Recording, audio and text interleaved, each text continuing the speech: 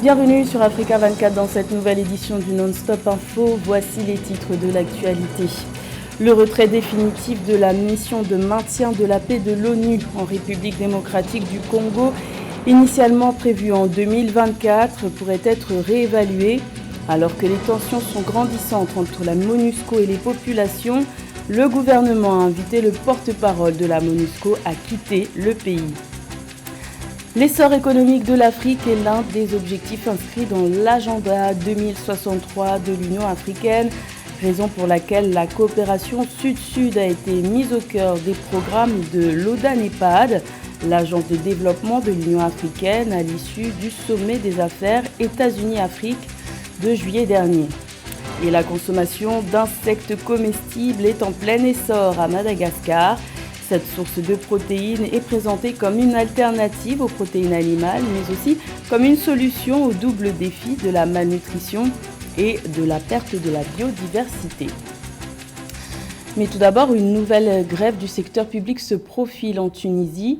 L'Union générale tunisienne du travail, UGTT, a menacé ce jeudi 4 août, par la voix de son secrétaire général, Noureddine Taboubi, d'enclencher une grève générale dans le secteur public et dans la fonction publique sur fond de revendications sociales. Selon la centrale syndicale, le gouvernement ne fait rien pour contenir les prix ni pour remédier à la pénurie de certains médicaments. Rappelons que le 16 juin dernier, l'UGTT avait lancé un appel à la grève générale, mouvement qui avait été largement suivi dans plusieurs villes tunisiennes et qui avait paralysé le pays. Il faut également rappeler que la Tunisie est embourbée depuis plus d'1 an dans de multiples crises économiques, politiques, institutionnelles et sociales. En République démocratique du Congo, le gouvernement a exigé le 3 août le départ du porte-parole de la MONUSCO, Mathias Gilman. Il est reproché aux fonctionnaires onusiens ces sorties médiatiques qui auraient, selon Kinshasa, envenimé les tensions actuelles entre la MONUSCO et les populations. Le retrait définitif de la MONUSCO prévu en 2024 devrait d'ailleurs faire l'objet d'une réévaluation. Les explications de Nathalie Moho. Le ministre des Affaires étrangères de la République démocratique du Congo, Christophe Lutundula, réclame officiellement le départ du porte-parole de la mission de l'Organisation des Nations Unies pour la stabilisation en RDC, Mathias Gilman. Dans une correspondance adressée à la mission onusienne et rendue publique le 3 août 2022, le chef de la diplomatie congolaise attribue les manifestations violentes contre la MONUSCO à des propos tenus par Mathias Gilman. Lors d'une conférence de presse le 13 juillet 2022, le responsable de la MONUSCO avait rapporté les limites des capacités militaires de cet organe et du gouvernement congolais dans la lutte contre le groupe rebelle M23. La raison principale de toute cette situation, c'est l'agression rwandaise à travers le M23. La frustration congolaise vient de là, en ce que nous savons que la MONUSCO dispose des moyens militaires pour nous appuyer. Les sorties médiatiques du porte-parole n'ont pas de nature à dire que la MONUSCO les fera. Nous savons que la MONUSCO, qui est un organe représentatif du Conseil de sécurité des Nations Unies, peut user des voies diplomatiques pour régler la question. Depuis le 25 juillet 2022, des tensions marquées par l'incendie et des mises à sac des bases de la MONUSCO se sont propagées de Goma à Beni, dans l'est de la RDC. Le président Félix Tshisekedi a instruit le gouvernement de diligenter le retrait définitif de la MONUSCO prévu en 2024. La stratégie de retrait va être l'objet d'une évaluation pour qu'on voie comment raccourcir les délais initialement arrêtés dans le cadre du retrait de la MONUSCO. Les manifestations contre la MONUSCO ont fait 36 morts et 170 blessés à Goma, Butembo, Uvira, Kanyabayonga et Kasindi. Ayant reconnu des exactions de la MONUSCO le 2 août 2022, l'ONU a révélé par la voix de son secrétaire général adjoint Jean-Pierre Lacroix que ces attaques ont été planifiées. Également dans l'actualité, le verdict du rapport d'enquête de l'ONU sur le différend opposant la République démocratique du Congo au Rwanda est tombé. L'une des conclusions des experts mandatés par les Nations Unies est que le Rwanda soutiendrait bien le M23, groupe rebelle armé qui sévit dans l'Est congolais. Selon cette enquête, l'armée rwandaise aurait bien été présente et serait bien intervenue sur le territoire congolais au cours de ces derniers mois, contre les groupes rebelles, mais aussi en soutien aux mouvements rebelles comme le M23 pour s'emparer de villes et de zones stratégiques comme la localité de Bunagana dans le Nord Kivu le 13 juin dernier. Rappelons que le Rwanda a toujours nié une quelconque implication dans les conflits de l'Est congolais. Le sommet des affaires États-Unis-Afrique qui s'est tenu du 19 au 22 juillet dernier au Maroc a favorisé la coopération sud-sud. Ce rendez-vous a donné l'occasion aux organisations africaines telles que l'Agence de développement de l'Union africaine, ODA-NEPAD, de mener des négociations avec les partenaires économiques et politiques en vue de dynamiser la croissance économique pour réaliser l'agenda 2063, un sujet de la rédaction. Le développement du continent africain par la coopération sud-sud est au cœur des programmes de l'AUDA-NEPAD, l'Agence de développement de l'Union africaine. Présente au sommet des affaires États-Unis-Afrique à Marrakech du 19 au 22 juillet 2022, Nardos Bekele-Thomas, la directrice générale de l'institution, a relevé l'importance de ce rendez-vous économique pour la mise en œuvre de l'agenda 2063 de l'Union africaine, dont l'un des objectifs est l'essor économique du continent africain.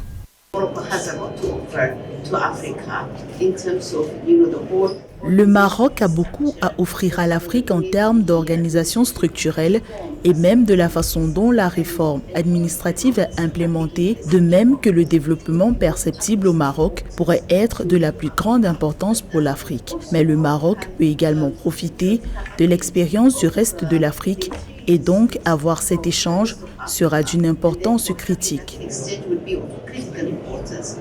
Alors que l'Afrique peine encore à se remettre de la pandémie de Covid-19 et du conflit russo-ukrainien dont l'une des conséquences palpables est la flambée des prix de blé ou encore du pétrole sur les marchés, Nardos Bekele-Thomas parie sur la jeunesse du continent pour relever les défis de son développement avec l'urgence de renforcer leurs capacités et surtout de les intéresser à la vie socio-économique.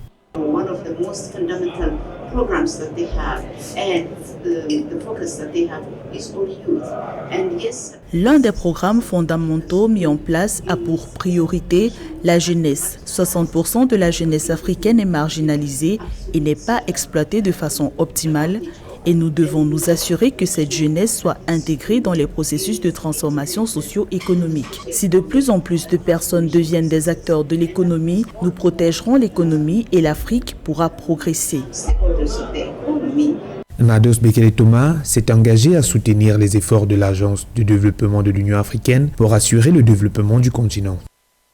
C'est une collaboration qui devrait rendre plus compétitif le secteur de l'aviation en Guinée-Bissau, un partenariat entre le gouvernement et le principal fournisseur de services aéroportuaires, NAS, qui opère dans une cinquantaine d'aéroports à travers le monde, doit permettre de donner un nouveau souffle à l'aéroport international Osvaldo Vieira de Bissau. Des rénovations sont annoncées. Le point avec Philomène Tine.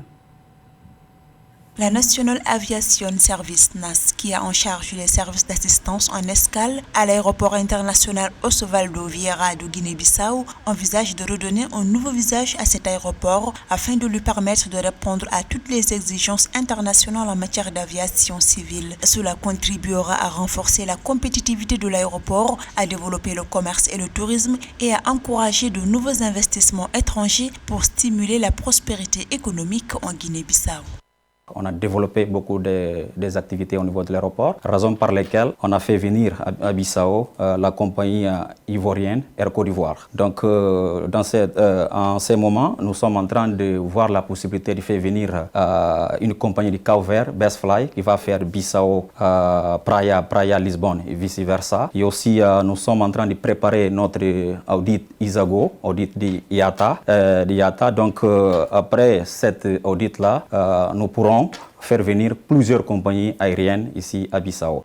L'aéroport Osvaldo Vieira de Guinée-Bissau est très peu fréquenté parce qu'il n'est pas desservi par plusieurs compagnies internationales. Ce premier partenariat public-privé entre l'État bissau-guinéen et la NAS devrait rendre mieux compétitif le secteur de l'aviation du pays. Donc NAS est en train de mettre en place toutes les procédures nécessaires pour qu'on puisse avoir ce certificat. Dès que nous avons ce certificat ISAGO, c'est-à-dire que tous nos produits locaux, on peut les amener à Lisbonne, à Paris, à Abidjan, parce que notre aéroport est déjà certifié pour qu'on puisse recevoir les avions cargo. Ça aussi, ça va aider l'économie nationale à développer la croissance économique. Actuellement, ce sont 6 compagnies aériennes qui desservent l'aéroport Osvaldo Vieira de Guinée-Bissau. Les autorités bissau-guinéennes de l'aviation civile ambitionnent de multiplier la desserte vers le pays.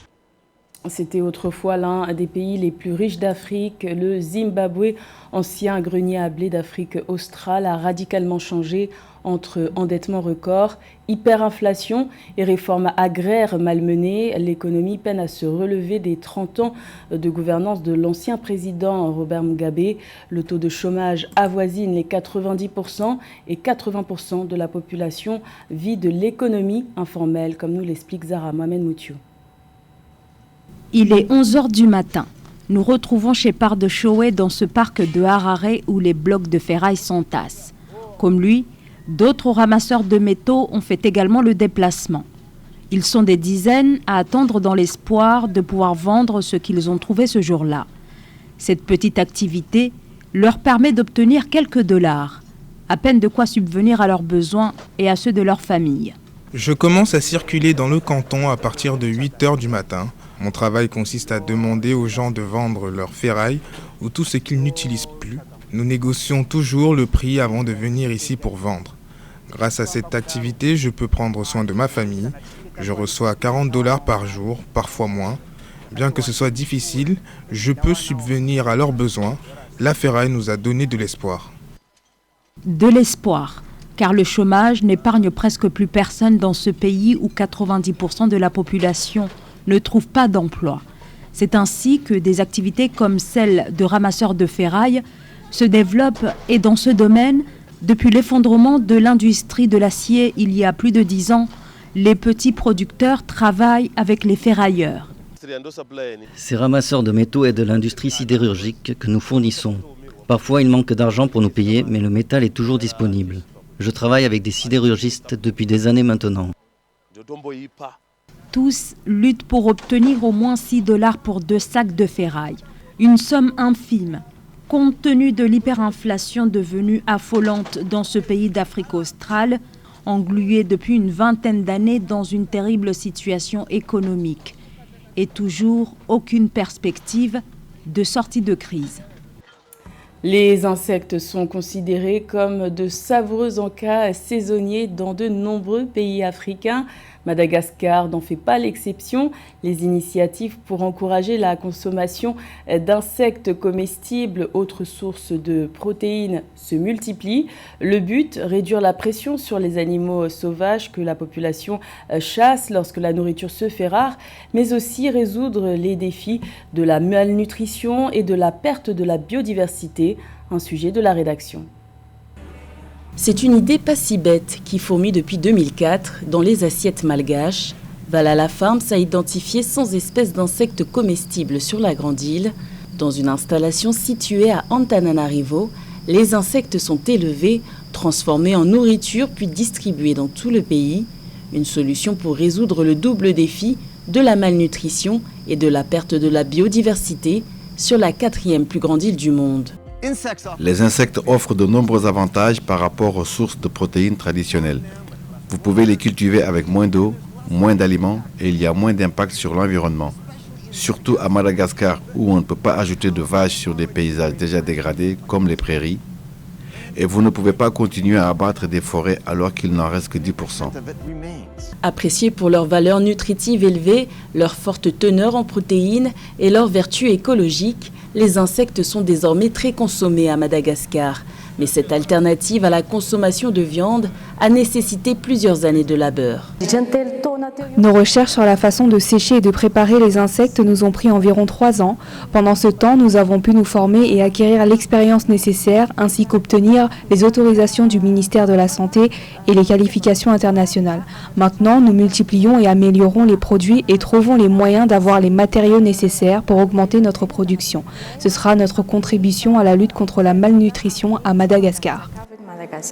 Le marché actuel des insectes comestibles est estimé à moins de 1 milliard de dollars par la Barclays Bank, montant encore insignifiant par rapport au marché mondial du bœuf évalué à 324 milliards de dollars. Mais la banque britannique fait preuve d'optimisme. Au vu des enjeux écologiques, environnementaux et sociétaux, cette dernière estime que la demande mondiale de protéines d'insectes dépassera la barre des 8 milliards de dollars d'ici 2030. C'était le journal de la rédaction. Merci de l'avoir suivi. L'information continue sur Africa 24.